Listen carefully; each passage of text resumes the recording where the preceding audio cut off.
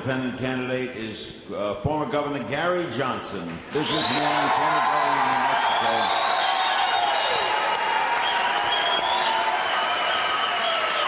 And Gary is the Libertarian Party nominee. The first question for tonight's topic is our electoral system. This question is from the Free and Equal Elections Foundation, hosting this debate, and will be asked by Christina Tobin. Christina? Well, thank you. We'll start from the left to the right, and here's our question. A top two primary is an election in which party labels appear on the ballot, but parties do not nominate candidates. Instead, the candidates choose their own ballot label. All candidates run in the primary, but only the top two vote getters appear on the ballot in the November election. The system is currently used in Louisiana, Washington State, and California. It is now a ballot measure in Arizona, Prop 121, with other states interested in adopting the system. What is your position on the top two primary system, and why? Jill? Gary Johnson, your response. Well, running for governor of New Mexico as a Republican, I ran completely outside of the political system. Completely. I mean, I went and I introduced myself to the Republican Party 2 weeks before I ran, and they said, you know what, we like you, we like what you've got to say. We're completely inclusive. You can go and you can make your case to all Republicans in this state, you know, take part in the debates, take part in the discussions. Well, that's the way that politics should be. I was able to make that presentation. I was able to make that case. And by the way, the Republican Party chairman at that time said, now you can do all this stuff, but you just need to know that you'll never get elected because it's not possible to get elected governor in a state that's 2-to-1 Democrat. Well, I did get elected. So as governor of New Mexico, completely outside of the political system, I've always been pro-choice regarding everything, okay? So should this be top two candidates voting system? This should be something that gets ferreted out at the local level. This should be something that gets ferreted out at the state level, not the national level. Look, there is only a couple of voices being heard here, and it's Tweedledee and it's Tweedledum. It's 2 weeks ago. It's 2 weeks ago, two candidates talking about who's going to spend more money on Medicare when Medicare is a system that you and I pay $30,000 into and get a $100,000 benefit. It's a 3-to-1 what you pay in and what you get out. It's not sustainable. Yet it's indicative of our federal government today, which is on an absolute unsustainable path, the results of which are going to be a monetary collapse unless we actually bring this under control. And as a third party, I've been given the opportunity here to make the case that's not being made by either of the two major candidates. Thank you, Governor. Well, I think that when it comes to political campaign contributions, that candidates should be required to wear NASCAR-like jackets with patches on the jackets commensurate. So what's really needed is 100% transparency. I will tell you that regardless of whether or not Romney gets elected or Obama gets elected, three things are going to happen. We're going to find ourselves with a continued heightened police state in this country. We're going to find ourselves continuing to militarily intervene in the world, which has resulted in hundreds of millions of enemies to this country that wouldn't otherwise exist. There's a reason why we shouldn't be using drones. It's because we don't just take out the target, we take out a lot of innocent civilians in these countries where these drones attack. All right. And then lastly, we are going to find ourselves in a continued state of unsustainable spending and borrowing to the point that we are going to experience a monetary collapse unless we fix this. Thank you, Governor. Tonight, in what ways does the war on drugs impact Americans, and how could these effects be reduced? Is there a more efficient way to deal with the issue of drug use in America? Now an opening statement from Governor Johnson. The country is in really deep trouble. We should not bomb Iran. We should end the war in Afghanistan tomorrow. Bring the troops home tomorrow. Marriage equality is a constitutionally guaranteed right on par with civil rights of the 60s. Let's end the drug wars. Legalize marijuana now.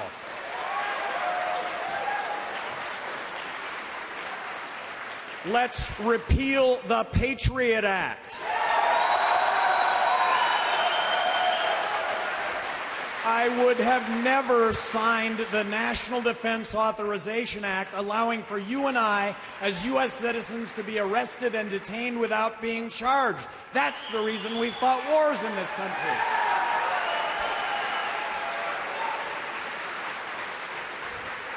I promise to submit a balanced budget to Congress in the year 2013. That is a $1.4 trillion reduction in federal spending. If we don't do this now, we are going to find ourselves in a monetary collapse. And a monetary collapse, very simply, is when the dollars we have in our pocket don't buy a thing because of the accompanying inflation that goes along with borrowing and printing money to the tune of 43 cents out of every dollar we spend. I'm the only candidate that wants to eliminate income tax, eliminate corporate tax, abolish the IRS, and replace all of that with one federal consumption tax, the fair tax.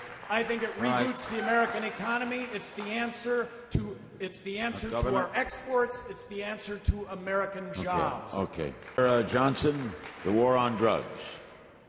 90% of the drug problem is prohibition-related, not use-related, and that is not to discount the problems with use and abuse, but that should be the focus. So let's legalize marijuana now.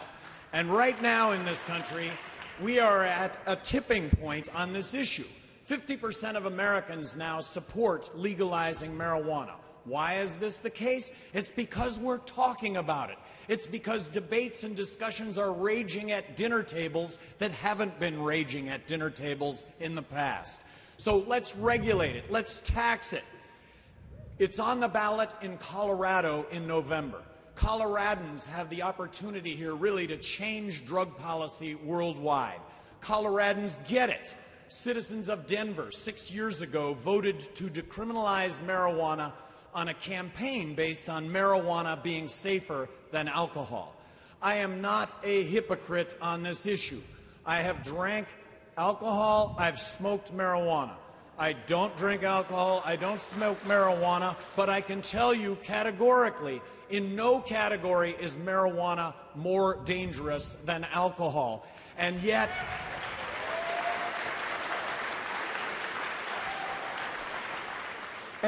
we are arresting 1.8 million people a year in this country on drug-related crime. We have the highest incarceration rate of any country in the world, 2.3 million people. Half of what we spend on law enforcement, the courts, and the prisons is drug-related, and to what end? Look, this is not about advocating drug use. 50% of kids graduating from high school have smoked marijuana. That's an issue that belongs with families, not in the criminal justice system.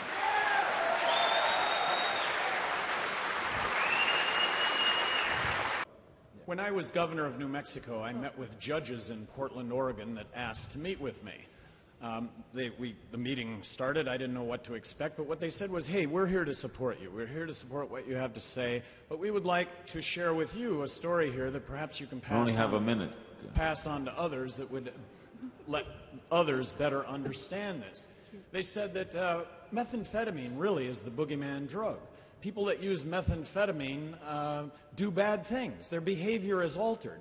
They said, we're not suggesting, and by the way, it disparagingly falls on the poor. It's the best example we can think of a prohibition drug. It's cheap, it's easy to make, so the consequences fall disparagingly on the poor. They said, we're not suggesting the following, but if cocaine were legal, these people would be using cocaine without the negative behavioral impact. Now, what I will tell you about cocaine, and it would be wonderful if the government told the truth, cocaine puts holes in your heart.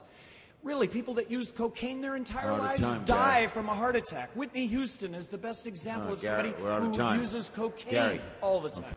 Do you think that an annual military budget of nearly $1 trillion is absolutely necessary to keep us safe? And in a broader sense, what do you think should be the role worldwide of the United States military? 2 minutes. All right, Governor Johnson.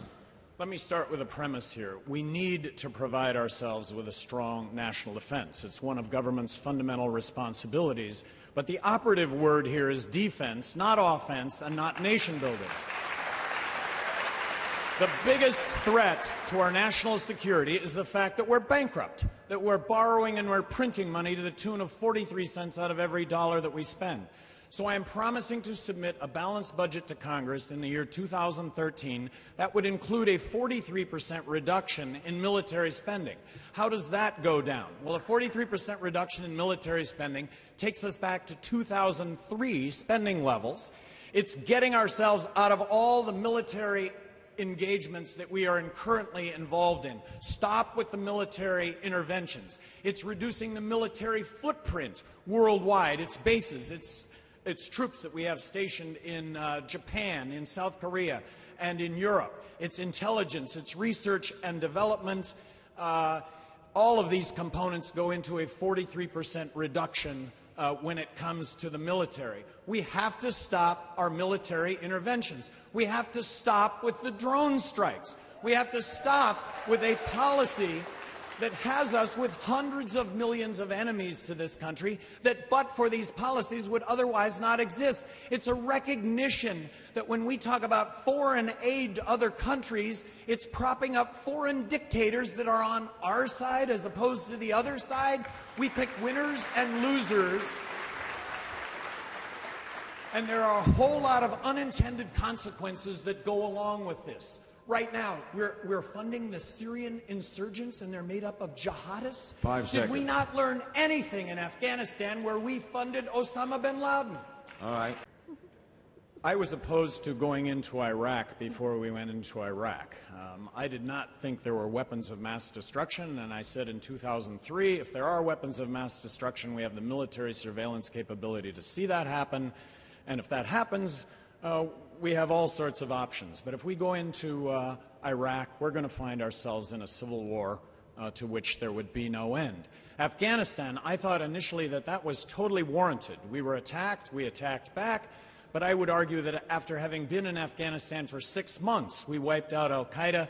That was 11 years ago. We should have gotten out of Afghanistan 11 years ago. So here we are now on Iran. The largest demonstration in the world in support of the United States after 9/11 was in Iran by over 1 million citizens that showed up in support of the United States. And we're going to bomb Iran. We're going to bomb the citizens of Iran. We're going to find ourselves with another 100 million enemies to this country that we wouldn't otherwise have. Some estimates give the pricing of college education in the year 2030 at maybe $400,000. I don't know if that's correct, but his question was, is college even worth it at that point? If so, how would you provide the opportunity of college for everyone? And this question should begin with Governor Johnson.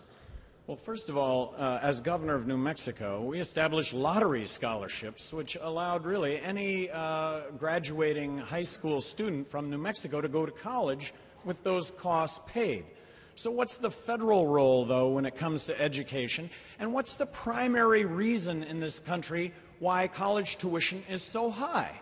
Well, it's because of guaranteed government student loans, that because of guaranteed government student loans, no one has the excuse for not going to education. And so because of that, institutions of higher learning, colleges and universities, are immune from pricing that if kids would take a harder look at it, gee, I don't think I can afford $15,000 a semester. I think I'll just sit this one out. When that happens in mass, I guarantee you the cost of college tuition will drop dramatically. But today, that is a situation that doesn't exist. I can't afford $15,000, and yet friends and family will point and say, look, you can get a guaranteed government student loan. That is another one of government's unintended consequences that have college tuition at such a high rate? First, rebuttal, Governor. Free comes with a cost. Free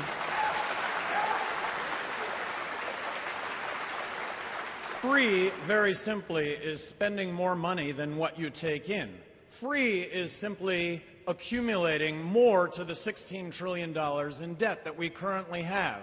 Free is gotten us to the point where we are going to experience a monetary collapse in this country due to the fact that we continue to borrow and print more money than we take in. We're printing and borrowing money to the tune of 43 cents out of every dollar we spend. Free, the Federal Reserve System in this country. The Treasury prints money. They give it to the Federal Reserve. Federal Reserve gives the money to the banks at 0%. Do they give it to you or I? No, they buy up treasuries in a closed loop, making profits off of you and I with no risk whatsoever. This is what has to stop in this country, is the notion of free. There needs to be a level playing field for everybody. Because, Larry, this is like shamelessly pitching oneself to vote for me. So I'm going to try and take advantage of shamelessly pitching myself here. I would have vetoed the National Defense Authorization Act, allowing for you and I, as U.S. citizens, to be arrested and detained without being charged. I think what's really significant is last December, the ACLU came out with a report card on all of the presidential candidates. And I apologize to the three others on stage that weren't in this report card. But they came out with a report card on all the presidential candidates. ACLU, a group dedicated to civil liberties, a group dedicated to the Constitution, a group dedicated to the first 10 amendments to the Constitution, a Bill of Rights. I think this is really important. 24 liberty torches was a perfect score. Mitt Romney and Rick Santorum had 0 liberty torches out of 24. Newt Gingrich had 4 liberty torches out of 24. Barack Obama had 16 liberty torches out of 24. My hero, Ron Paul, 18 liberty torches out of 24. And Gary Johnson had 21 liberty torches out of 24, something that I'm very proud of.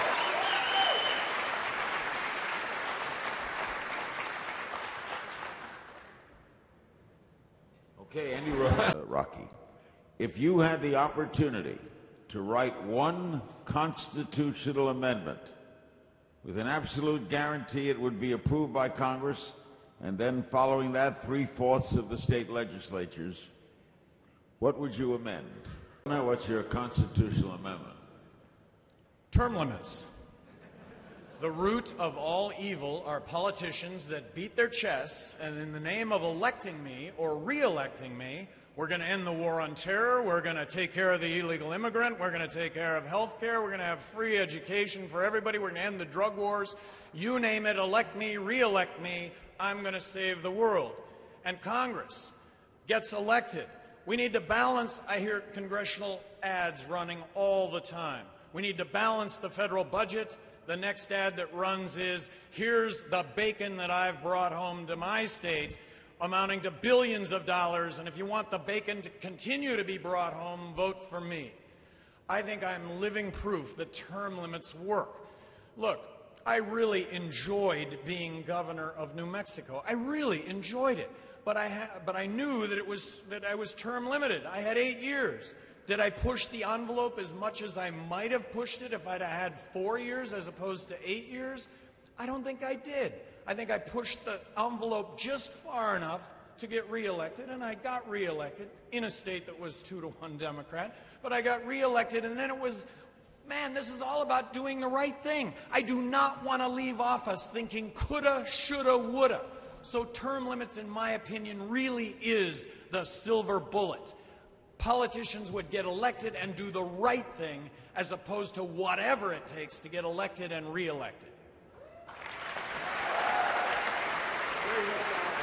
Governor? I would not be standing here before you right now if I didn't think I could do a really good job as President of the United States. And I am basing that on the resume that I have.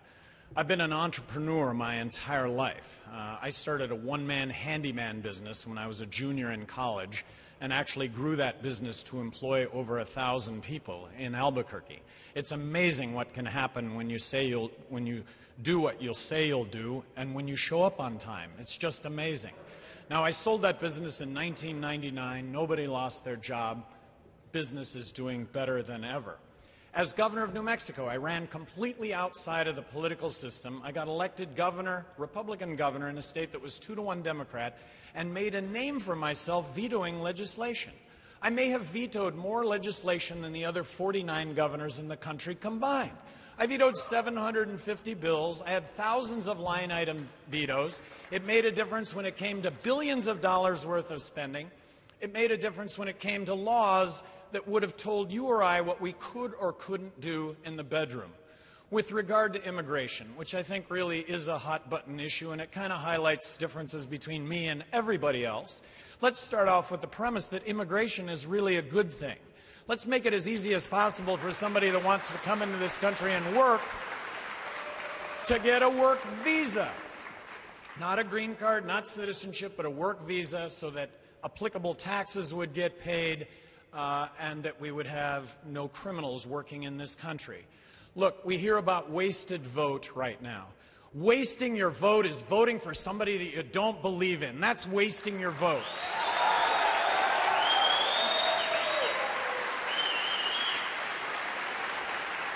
I'm asking everybody here, I'm asking everybody watching this nationwide to waste your vote on me. Vote for me, Gary Johnson, and you know what happens? I'm the next president of the United States, and I guarantee you nobody will regret that. You'll find somebody with no quit. You'll find somebody that will wake up every single day and take on the debates and the discussions that need to be happening in this country and aren't happening today because of a lack of leadership. Thank you, Governor.